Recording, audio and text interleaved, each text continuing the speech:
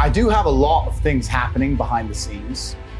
However, and perhaps I'm becoming optimistic in my old age, but I believe that in due course, the social media companies will realize the mistake they made.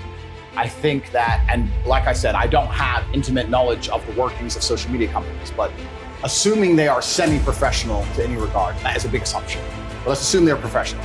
That means that when they ban somebody like me, especially the most Google search person on the planet, they must have teams which are analyzing in real time the response to said action, right? Mm-hmm. They should have people sitting there on the ground analyzing. Now they attacked me with their media machine, because first they shut you up so they can lie about you. So they shut me up, then they did the massive media push to try and attempt to lie about me. But despite that, the majority of comments regarding me are still positive. The majority of people believe and understand that this ban is unfair. And if these companies have any degree of professionalism, they're analyzing this in real time and they're understanding that this makes us look very bad. People didn't believe the lie. People didn't believe what we attempted to smear this man with. Nobody is buying this narrative. And this is going to have a negative effect on us for a very, very long time. Because when you're in charge of the world, which they are, as soon as you're no longer seen as just and fair, you're seen as tyrannical. And once you're seen as tyrannical, then there's going to be some kind of mass movement against you. So if I was a social media executive, I would sit and I would analyze the data and I would say, listen, guys, we will have a monopoly. We want to retain our monopoly. Let's be smart here.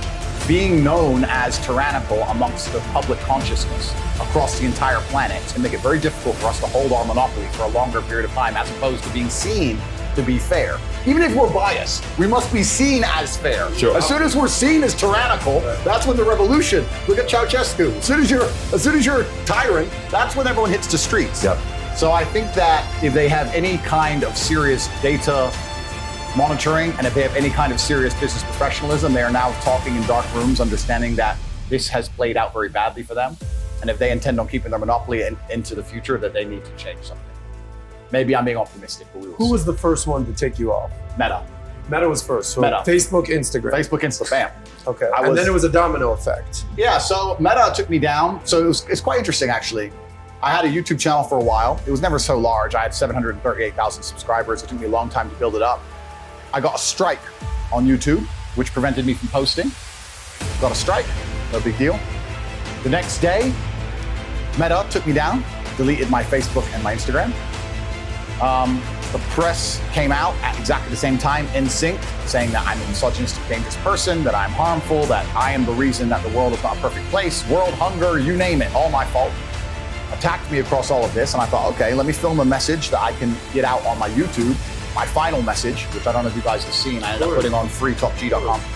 Let me film my final message explaining how this is unfair and unjust. We filmed it, we produced it, we got it all edited within 12 hours, had to go ready to go, but we couldn't post it because of the YouTube strike. So we're waiting for the YouTube strike to expire. A few hours before the YouTube strike expires, guess what happened? They banned me. Then they banned me from Discord. Then they banned me from Airbnb. They banned me from Stripe. I can't even remember. Airbnb? It was just emails coming in faster than you could believe. Ban. So it wasn't just the socials. Oh, no, the Matrix presses a button, my friend. Yeah. And every app on your phone stops working. Uber. You name it. Uber.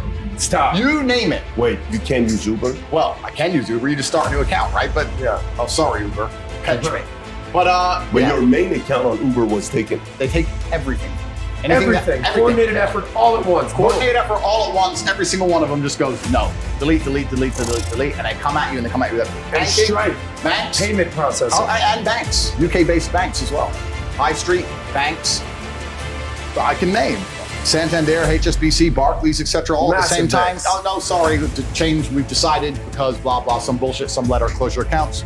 So they take all your banking, they take your payment processing, they take all your social media presence, they take your Discord, they take your Skype, they take all your accounts, your ability to communicate with people, and then they lie about you in the press. And they leave you there. they leave you there to suffer. They attempt to harm you. You can understand the social component. All right, these guys are all probably all working in unison. Yeah. But when you hear payment processors, banks, apps like Uber, how are you processing that? No, I mean, that's why he has to do something about it, because for me, there's plenty of great lawyers. Did you hear about what happened with Alex Brenneson lately? Alex Berenson? Alex. Yeah, it Alex? Berenson. The writer? Alex Berenson, I think I heard he sued Twitter or something. I don't he know. sued Twitter. Yeah. Did you follow the story? I don't know the exact story. I certainly have legal options being explored. And I don't want to say too much on the podcast, but legal options are certainly being explored. We'll see how things progress across the next few weeks. But I have a very strong suspicion I will end up back on the media platforms, or they will offer them back to me.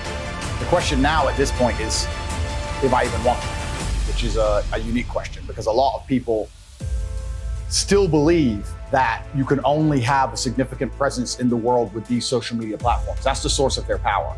I believe there's huge pressure behind the dam in regards to the fact that everybody understands that these places are tyrannical and that they control ideas and that they force narratives.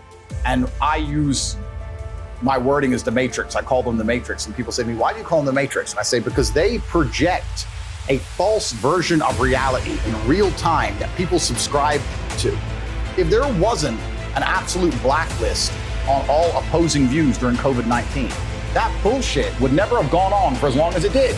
It went on for as long as it did, and they managed to purport a false version of reality for so long because you couldn't discuss the opposing side.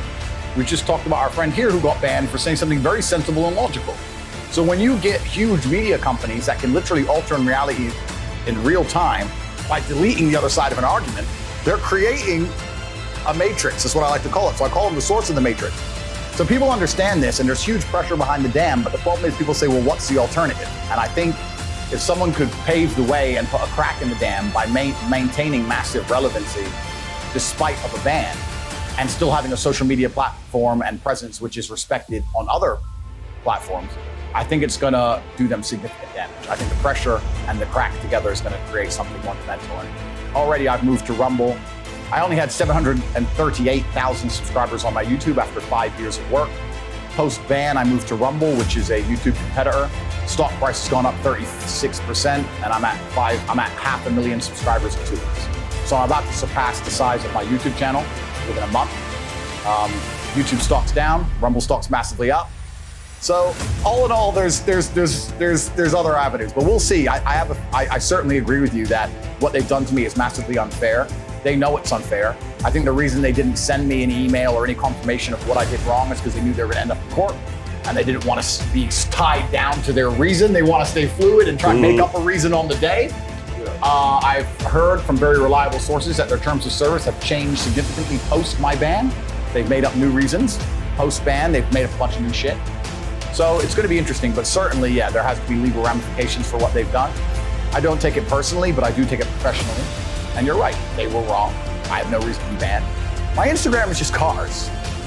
It's just cars and a little bit of flexing. There's no politics. There's not even any points of view.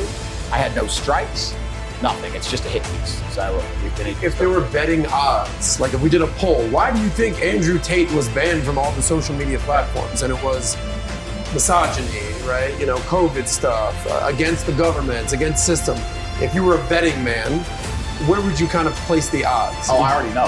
Everybody already knows I was banned because I talked against the Matrix. They know the system in general. The system in general, yeah. I mean, someone compared me to Socrates, which is a compliment, but he was vilified. He ended up poisoning himself in Athens, and the charge against him was corrupting the youth. If you read about his poisoning and his arrest, they said he was corrupting the youth, but he wasn't corrupting them. He was inspiring them to challenge authority. He was inspiring them to think for themselves. When they were told something, instead of blindly complying, he said, look, analyze who these people are who are telling you to do X. And I even had a tweet I put out on I've been banned on Twitter forever. So I've been through 20 Twitter bans. I come back as undercover, whatever. But I've been saying I said, if you have a point of view that you are very strong in your adherence to, if you truly believe something, you need to sit and analyze whether it's your own personal experience that makes you believe something, or it's someone else or something else has convinced you of this. And if they have, you need to then once again analyze that point of view and then analyze who these people are and what they want from you. Do they truly want the best of you? If the news convinces you of something to the point where you're going to argue with your own family members at a dinner table, does the news really care about you more than your family? This is a genuine question. You need to analyze every belief you hold, where it came from, and then analyze what their intentions are.